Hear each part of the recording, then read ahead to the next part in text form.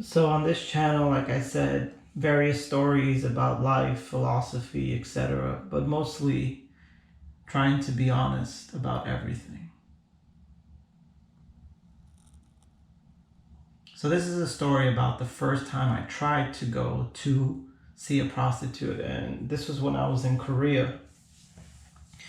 I had been living in Korea for some time and had made friends with some of the locals. Great guys, probably the best thing that you'll do or the best thing that you'll have about every country is the people that you meet and the friends that you make along the way. Fuck the art, the culture, whatever. It's the people that you meet are the special things. So anyway, I met these great guys. We spent a lot of time together, learned a lot from one another, and at the end of my trip, I had told him that I wanted to go see a prostitute. Now he was a little bit hesitant at first.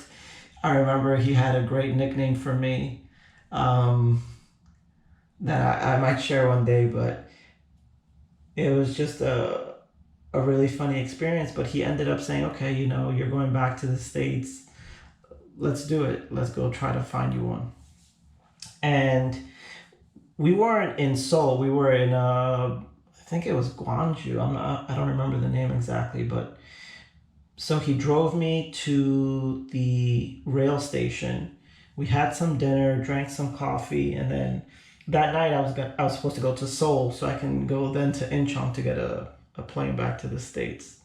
So when we were there, Gwangju, again, I'm not sure about the name. I think being a major city, it was pretty easy to find a red light district. Now, over in Asia, I think even though it's supposedly legal and it's supposed to be frowned upon, it's more rampant than I've ever seen. I think everybody just kind of accepts what's going on. They know what's going on. I mean, they're on every block, especially in the major cities. Every single block you can find a massage parlor or, whatever it is. In Korea anyway. So we went to the red light district and we started our search. And we went to the first one, and the first one I was automatically denied. And the guy said, why? And he said, because we only take Koreans, no foreigners, no exceptions. And my friend, he was saying, he's a good guy. He's not going to do anything. He has cash. He can pay up front. And they denied me flat out. Okay, so we go to another spot. We're going up the elevator and a guy comes on. He tells him what we're looking for. And he just looks at me and he says, no way, no. Again, no foreigners. And this kept going on throughout the night until eventually he apologized to me. He said, I'm sorry. I didn't know that we were so racist. And, I was disappointed, but we kept on trying.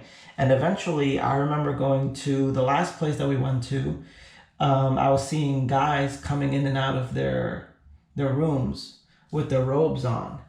And man, I wish I could just find out, what was behind the door. I didn't know. And he asked the lady, he said, okay, my friend wants to go in there. And she again said, no, we don't take foreigners here. You might have a better chance in Seoul, the capital, but here even though it's a big city, they weren't accepting foreigners.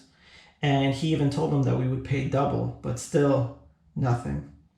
So, I mean, the story is short, but that's really all that happened.